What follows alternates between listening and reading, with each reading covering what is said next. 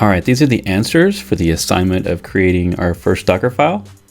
So if I'm in the root of our repository that you downloaded from the beginning of this course, we should be able to go into Docker file assignment 1. And if we look in there, I've only got one file that I really care about, and that's the Docker file. Presumably, this is a source that somebody gave to me, and they're an app dev that is using Node.js, and I don't really know a lot about it, so I'm just going to edit the Docker file.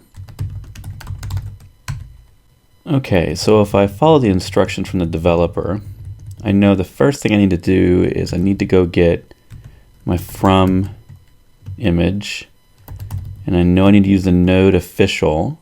Let me go look it up.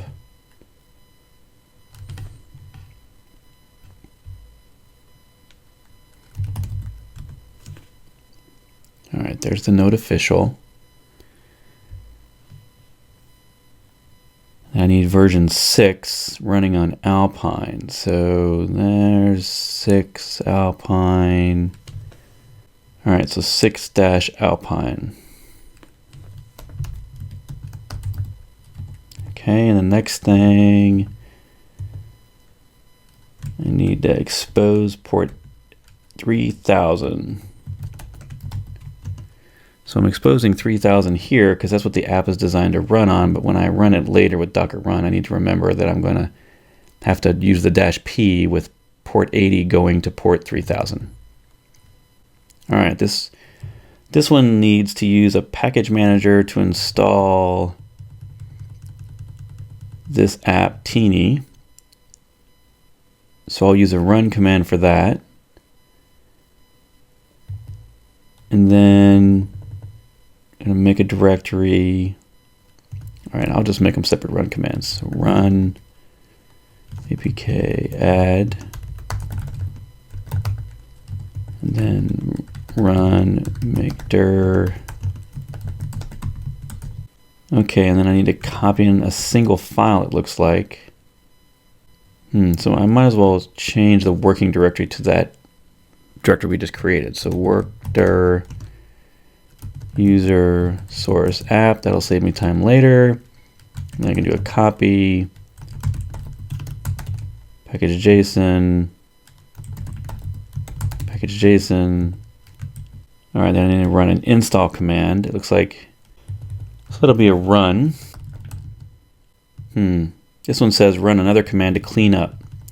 All right, well, usually when you run a cleanup command, you want it to run the same line or the same run line as the actual install. That way it removes everything all at the same time and you only get one image layer.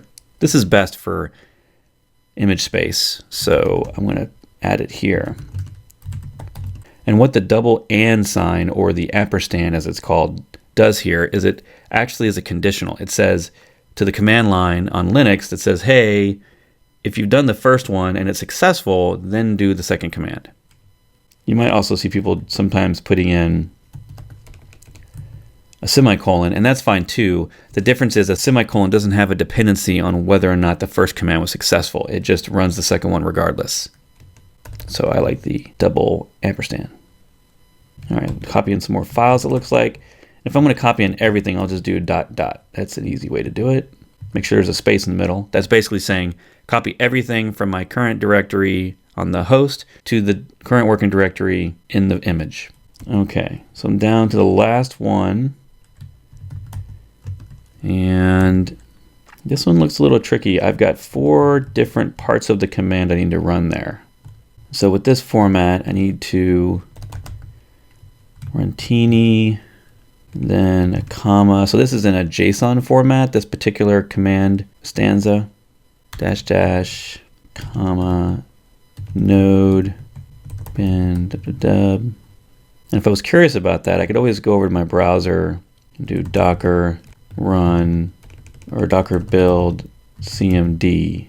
And I bet you Docker file reference.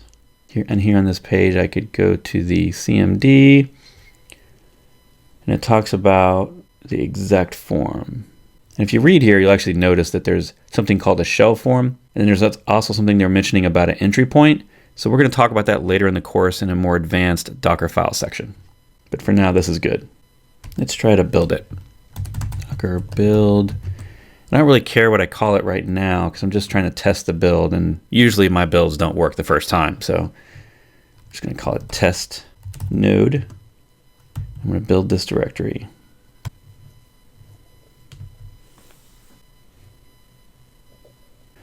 Okay, looks like it built correctly.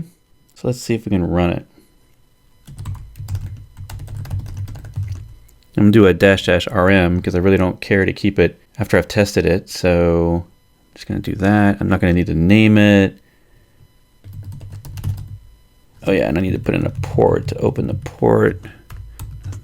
So it wants to run on 80, but it listens on 3000. Okay, that's actually a normal message that we get from Teeny inside of Alpine, so I won't worry about that too much. Let's go see if it works. Sweet. We'll see the logs there. Okay, looks like it's... Thank you, Captain Picard. I appreciate the applause. I appreciate the support. Thanks. All right. Let's Control C out of there. Now, it should be at the top of my images list. So I need to rename it before I put it on Docker Hub. So Docker tag, and I believe the format is the old and the new. Yeah, so Docker tag test node. I'm going to call it Brett Fisher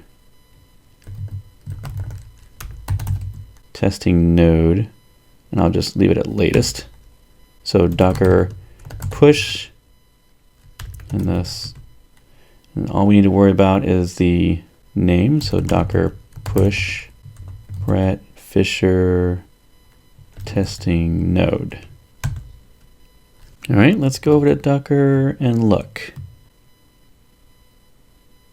And there we go, testing node.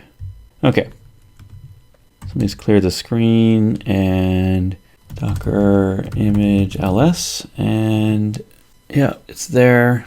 I'm going to remove it, Docker image rm Brett Fisher testing. All right, so now I'm going to actually run it, Docker container run --rm -p83,000, just like before. And I'm going to actually call it Brett Fisher testing node, and that should download it and run it.